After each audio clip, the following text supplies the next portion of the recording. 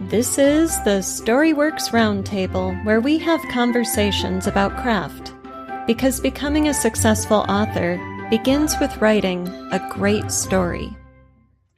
Hello and welcome to this week's Storyworks Roundtable. Kathryn, Robert, and I are so excited to have Dain Edward back with us, trained in music, filmmaking, and fiction writing. He's been a teacher at the Minnesota Prism Writing Workshop since 2012, and today we're going to talk about the psychology of storytelling. This is an interesting topic, Dain. I'm just going to turn it right over to you and let you introduce the topic. Okay. Wow. Well, there's a lot there. It's a lot to unpack. So the way I found my way into it, because basically I turned it into a big, personal project about, I just sort of bumped into some books about storytelling, using them for professional or leadership or something, and people using it. And it started me down this path about understanding, why do we tell stories? What's it doing for us? Why does we keep coming back to this over and over again? And there's biology involved. There's a lot of sort of cultural practice, and language is a big part of that. And it kind of ends up becoming this thing where I sort of start to see the world as everybody's sort of interaction gets organized as stories. We go through something that's not a story as an experience, but then our brain sort of reorganizes it into sort of a story, because that's an easier way for it to handle all the context and organize, well, what's the important information to remember and what's not important, because the brain just can't keep everything. And and so then the way we interact, the way we collect culturally around certain stories that keep us going. Politics is a lot about storytelling with each other. And sort of what I really started to dig into was not just with story, but with art making in general, anything sort of this creative project. And sort of fundamentally, what I found was this really sort of art making is all about an experiment. It's a way to sort of stretch out into the world, into the experience of being human in a way that's sort of safe, so that we can learn and try new things and see the world a little differently. And so I started to think in terms of it's like being playful. If you have a pet or, a baby or whatever, and you're doing things that are you're pretending something is there that's not. If you're chasing something or, you're doing these things that will be useful in life, but you're doing them in a practice situation where you're not taking the same kind of risks. And so, you start working from there into, that's what storytelling, especially for things that aren't actually real.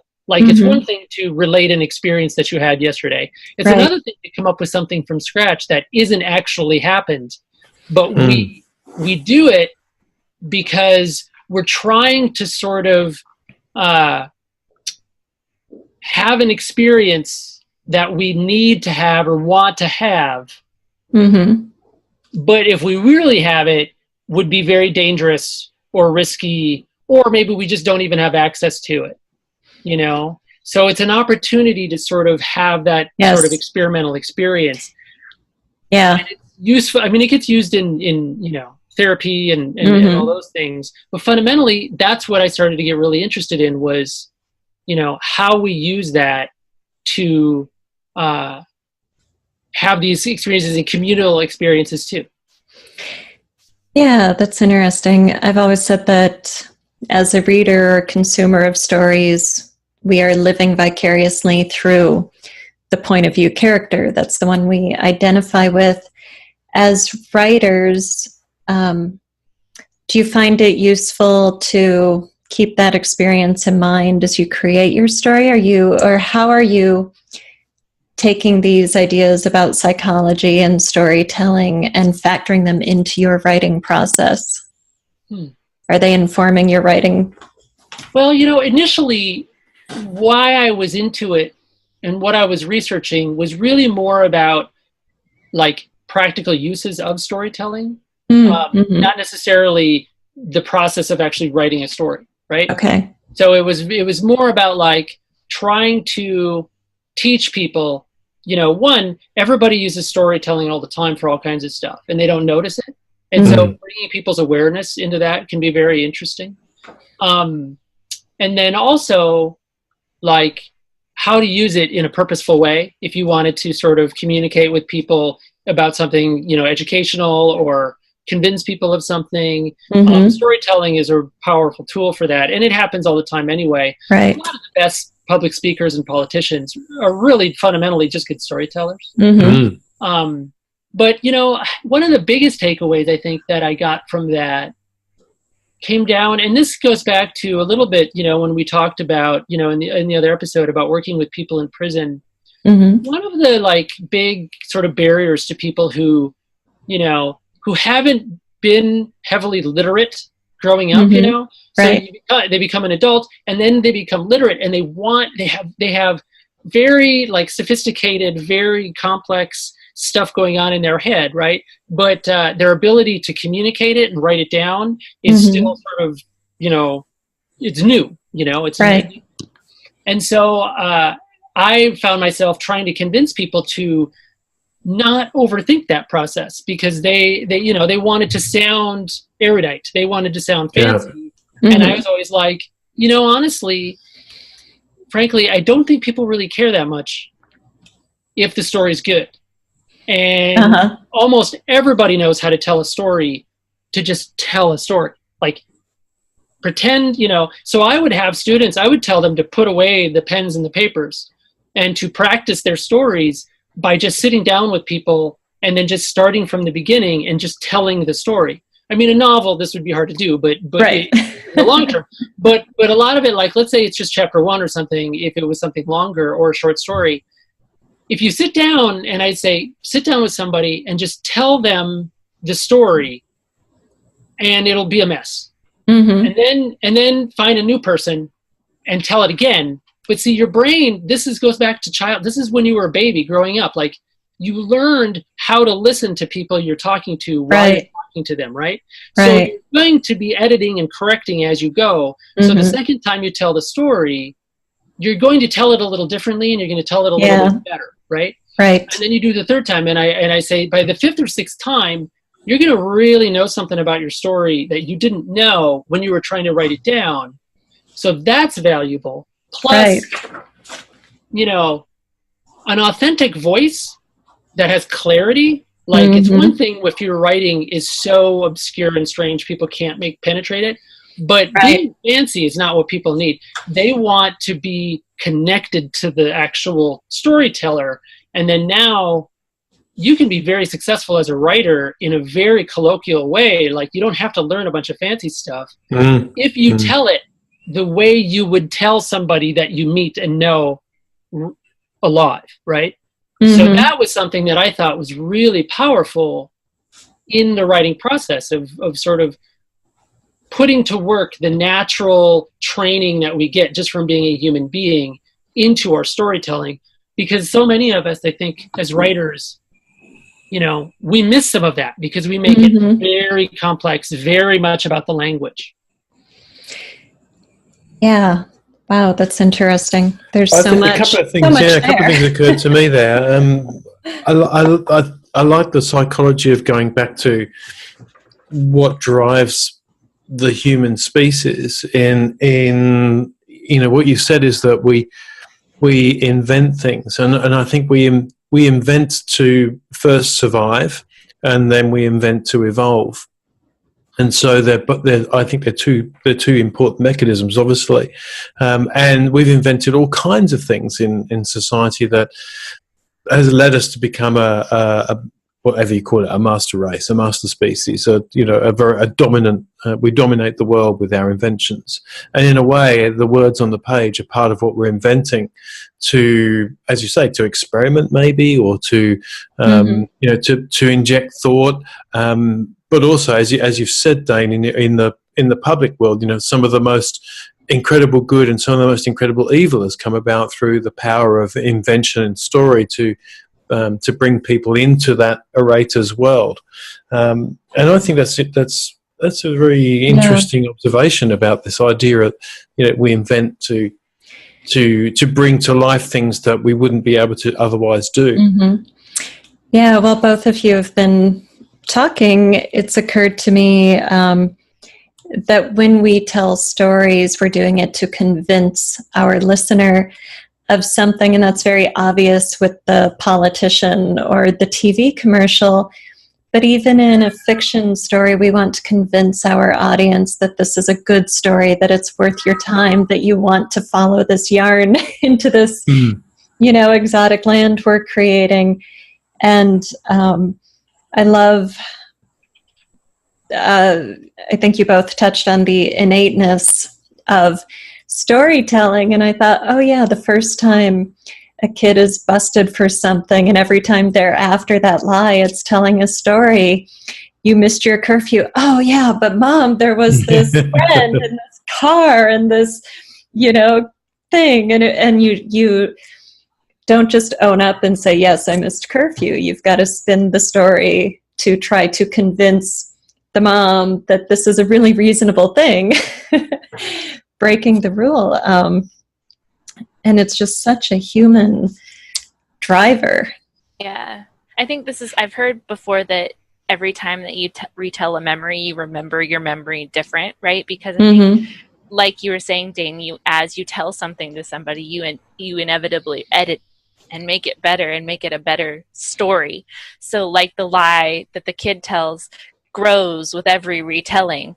It's, your memory changes with every retelling. Your anecdotes change because you're making it a better story, something that can be understood better by your listener, or something that has a better punchline, or something that has a better endpoint, or the way that you get there is more interesting to people. So I think that's interesting that we all do it verbally. When we're telling stories to people. And that's why comedians are master storytellers, because they've worked it to where they can verbally deliver it in the way that they want and get the reaction they want. It's interesting. How could we use that as writers? Like having that verbal, like you were saying, telling a story to somebody and then going back and writing it down. But like as a novel writer, like what would that look like? How could I use that? How could I tap that intrinsic part of my verbal storytelling psychology or whatever? I think the way Dain described with telling the chapter or the scene orally, and it might not give you the mood and the setting and the backstory and everything perfectly the way you want it at the end, but what a great process of getting at the core of that movement and getting what's really important down. Because when we do tell our friends stories, we start talking, then we go, oh wait, I have to give you this bit, this detail that I missed, so there's some backstory, you fill it in, and the things that are critical for that comprehension or that conviction is what comes to the front. So even if we don't have a live audience, we could do it into our phone recorder. And you don't even necessarily have to listen back. Just speak it 5 or 6 times. And then when you get to where it feels good, then you might transcribe that version. Yeah. I mean, I think one of the things that can be hardest in writing something like a novel is just the scope and the breadth of it. There's so much there. And trying to sort of figure out what the spine of the story really is, like the really core essentials, can be really challenging. And so like it's one of the real values to learning how to sort of summarize or pitch almost a story to people, is that you go through this process of sort of whittling down to the very essence of it, One of the exercises that I do with students is I will make them create the movie trailer of their story, because movie trailers have a very specific structure where you're delivering very specific essential details, and there's just a handful of them, but it does the job of, a basic, like, this is the basic idea of what the movie is, and then the viewer can decide, is this for me or not, right? Right. And so I don't ever want to make a writer think like that's all it is. I think it's very reductive. But as a process, part of the process in like understanding, what am I really doing here? What's the most critical, essential part of the story? That can be incredibly valuable and can really open something up when you have this sprawl, like a huge sprawl of like, here's the word, like world building is all about sprawl, right? But then how do you actually get a story out of that hits enough of those pieces? And that's I think one part of that could be really valuable. Yeah, I love that idea of finding the spine. That's such a great word for it. And the mental revision we do orally, I think, hits that spine in a way that written work doesn't, because as we write, the mind is doing so much kind of behind the scenes. Don't forget this detail and put that in, and this is important too, and don't forget that supporting character. But when you're telling the story, you're just focused on who's in front of you. There's this scene in The Marvelous Mrs. Maisel, it's on Amazon, where, so she's love great show. But she's a comedian, and they do this like montage clip of where she's developing a bit, and you see her tell the story about her kids, and the audience laughs, and then you see her refine the wording, and she gets better laughs. And there are maybe 3 or 4 instances of that revision. And it just so well illustrates what we're talking about, where she's getting that spine, and it's convincing the audience this is funny, convincing in quotes, and she's using that feedback. So finding a friend and finding that spine could be so useful to us to get at the core. I think the caution I'd add in there is that for almost everyone, it's going to sound stupid at first. Right. And so, it'd be okay with that. And obviously do it with people that you trust or who are willing to just be supportive, because otherwise you might find your idea is falls flat for the right reasons, because it hasn't been correctly enunciated, or you haven't managed to get to the core of it yet. But let that be okay. And one way to think about that might be to reverse engineer some things that have been very inspiring for you. For example, I've got this idea. It's this short guy. He's got really hairy feet, and he finds like a magic ring, and he puts it on and he vanishes. What do you think? Does that sound like Lord of the Rings? I don't know, so I think you got to beware that you're initiating germ.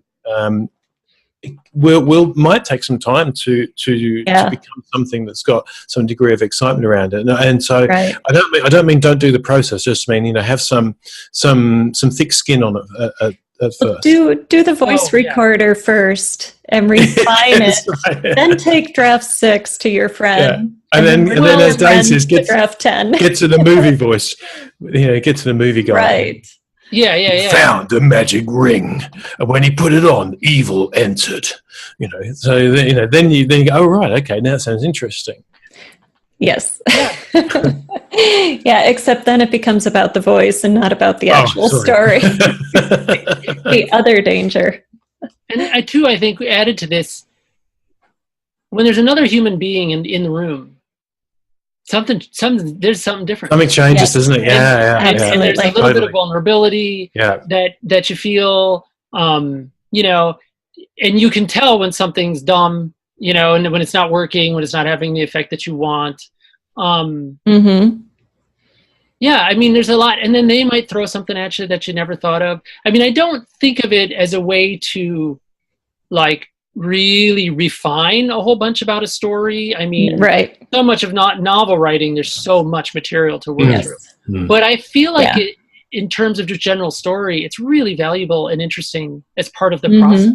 And then finally, you know, I always say, even if it's a novel, read it out loud. Totally. Even if, you know, if you could read it out loud to people, that's amazing. But read all of it out loud, and you'll hear strange things that you know, that aren't right or that sound strange. That's valuable too. Yeah, it is. It is. And I want to just put a fine point on what you were saying, Dain, that this process is not going to get you to the finished, polished draft. It's not going to create a novel, but it is such, I just think it's brilliant. I'm so glad you said this on this call, because it'll be such a handy tool in that developmental stage, especially if you get stuck and you just can't quite figure out what needs to happen in this particular chapter or movement. Speak it out, you know, engage different senses, engage an audience, and find that spine. I'm really happy you gave us this tool tonight. We had it just reminded me of an incident when I was first learning about public speaking. This is a long, long time ago, but this is before Robert Kiyosaki was as famous as he is now, but he used to stage these personal development workshops, and one of them was called Powerful Presentations.